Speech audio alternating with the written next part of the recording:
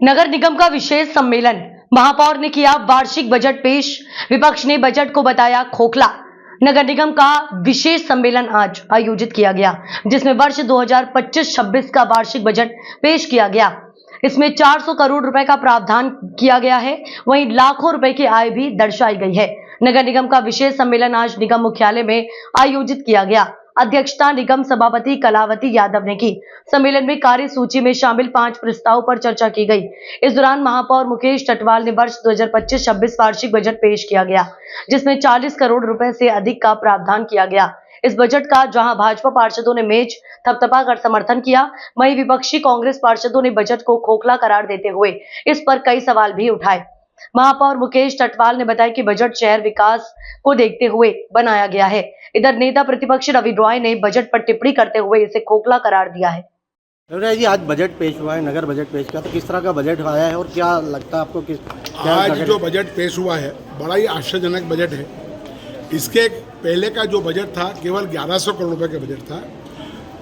इस बार 4700 करोड़ से ऊपर का बजट निकल गया है, तो निश्चित से बजट में लगभग 5 गुना की वृद्धि हुई है। 4 गुना से लेकर 5 गुना तक की वृद्धि हुई है। जो बजट 1100 करोड़ रुपए का था पिछली बार, महापौर की एमआईसी ने उसको केवल एक 3 दिन की बैठक में 1100 करोड़ और बढ़ा दिया।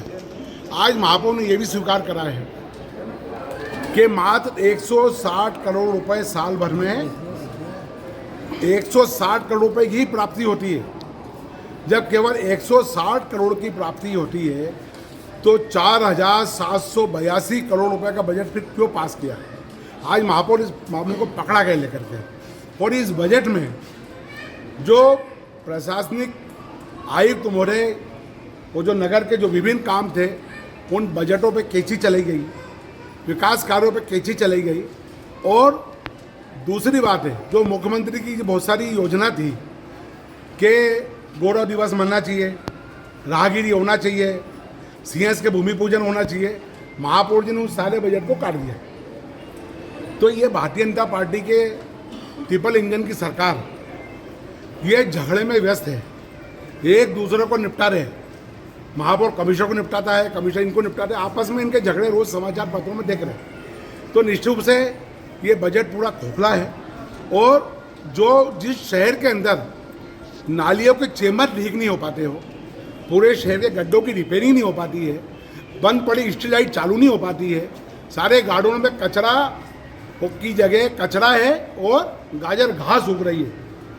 अनेक प्रकार के इतनी सारी बाधाओं के बाद आज सारे कांग्रेस के पार्षद साथियों ने इस बजट को ठीक किया है। कहा है आरोप प्रत्यारोप हुए, पर महापौर परिषद और महापौर और ये सब मिलके उस 4780 करोड़ के बजट को पास करेंगे। मेरा ये आरोप है कि ये अगर केवल 400 करोड़ का बजट ही पास कर दे तो इस नगर का कायाकल्प हो जाएगा। ये नगर 400 करोड़ में ही बहुत सारे काम हो जाएंगे। अब बिना बात के इतनी सारी योजनाओं को जोड़ना, जिन योजनाओं में नगर निगम को काम नहीं करना है उनके बजट को भी जोड़ लिया। बिना बात के 500 करोड़ की हम जमीन बेच देंगे, हम ये बेच देंगे, हम शॉपिंग कॉम्प्लेक्स बना लेंगे। हर बजट में सब चीज़ें होती है, पर इस बजट में आज हमने बात रखी है कि नगर निगम में आज भी ठेकेदारों के 55 करोड़ रुपये बकाया है और टेंडर विज्ञप्ति 15 बार निकल गई है। जिस पार्षद ने पहली बार शपथ लेके यहाँ पर आया था तब उसने पहला प्रस्ताव दिया था, आज तक उस पर काम नहीं हुए। 15 बार निविदा काल हो गई है, कोई ठेकेदार टेंडर डालने को तैयार नहीं है। इन सब स्थितियों को लेकर के आज सदन में व्यापक बहस हुई है, व्यापक बात हुई है। हमारे पार्षद साथियों ने अपना पक्ष रखा है, नगर का पक्ष रखा है, मूलभूत सुविधा की बात की है, गंदे पानी की बात की है, आवारा पशुओं की बात करी है, अस्त ट्रैफिक की बात करी है। और इस परिषद के सारे लोगों को चेताने का प्रयास किया है। रोका टोकी बहुत करते हैं, पढ़ का कोई नहीं आता है, इन लोग कोई पढ़ के नहीं आते, बस इनका ताली पीटना और ताली बजाना, टेबल ठोकना और भारत माता की जय, भारत माता की जय। पर ये सब बातें भारत माता के बंदों की सेवा। आज हमारे उज्जैन का नगर पालिका निगम का हमने बजट प्रस्तुत किया है। यह बजट हमारे उज्जैन की सभी आवश्यकताओं को दृष्टिगत रखते हुए, उज्जैन शहर की सभी जनताओं को दृष्टिगत रखते हुए, उज्जैन शहर के सभी नागरिकों की दृष्टिगत रखते हुए, उनकी सुविधाओं को दृष्टिगत रखते हुए आज ये नगर निगम का हमने बजट प्रस्तुत किया है। इस बजट में हमने सारे विषय लिए हैं जो हमारे उज्जैन की आवश्यकता है, चाहे हमारे सड़कों का चौड़ीकरण हो, सड़कों का निर्माण कार्य हो या सामुदायिक भवनों का निर्माण कार्य हो। विशेष करके हमारा उज्जैन धार्मिक रूप से जाना जाता है। यहाँ पे प्रतिदिन लाखों श्रद्धालु आते हैं। उन श्रद्धालुओं की सेवा के लिए किस प्रकार से हम कार्य कर सकते हैं, वो सारी चीज़ें हमने जोड़ी हैं। हमारे साधु संतों द्वारा, सभी के द्वारा विभिन्न अवसरों पर मांग उठती है कि शहर के अंदर जगह जगह जो मांस की दुकानें, मटन की दुकानें, मुर्गों की दुकानें, इन सबको हमने नगर सीमा के अंदर ही, नगर से बाहर रखने का हमने मार्केट बनाने के लिए 6.5 करोड़ रुपए का हमने प्रावधान रखा है। साथ ही हमारा उज्जैन एक धार्मिक नगरी है, यहाँ पे धर्म के कार्यक्रम हमेशा आयोजित होते रहते हैं।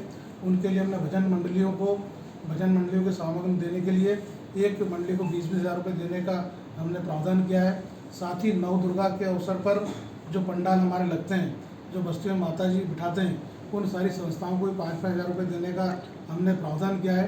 पर्यावरण की दृष्टिगत रखते हुए प्लास्टिक का उपयोग कम से कम हो, इसके लिए हमने बर्तन बैंक योजना हमने प्रारंभ की थी। उसमें जो शेष वार्ड बच गए हैं, उन वार्डों में भी बर्तन देने के लिए हमने मद रखा है। इसी प्रकार से निर्माण कार्य से लेकर के लोगों को शुद्ध पेयजल मिले। अभी हम देखने में आता है कि हर गली मोहल्लों में केन में पानी मिलता है, आरओ प्लांट लगे हुए हैं, लेकिन की प्रमाणिकता नहीं रहती है। इसलिए हमने तय करा है कि जितनी हमारी पीएचई की पानी की टंकियाँ हैं, उन टंकियों के नीचे आरओ प्लांट लगाया जाए और उज्जैन वासियों को लागत मूल्य पर आरओ पानी उपलब्ध करवाया जाए। इसका भी हमने इसमें प्रावधान किया है। साथ ही हमारे जितने भी नगर के विकास कार्य हैं, उन सारे कार्यों के लिए पर्याप्त मात्रा में हमने बजट रखा है। यह बजट आज हमारा उज्जैन के नगर निगम का शायद अभी तक का सबसे बड़ा बजट है। 4000 करोड़ से अधिक का इसमें प्रावधान रखा गया है, जिसमें सिंहस्थ के सभी निर्माण कार्य भी इसको जो शासन से स्वीकृति हुई, उन सबको भी हमने इस बजट में लिया है। अमृत 2 की योजना का लिया है।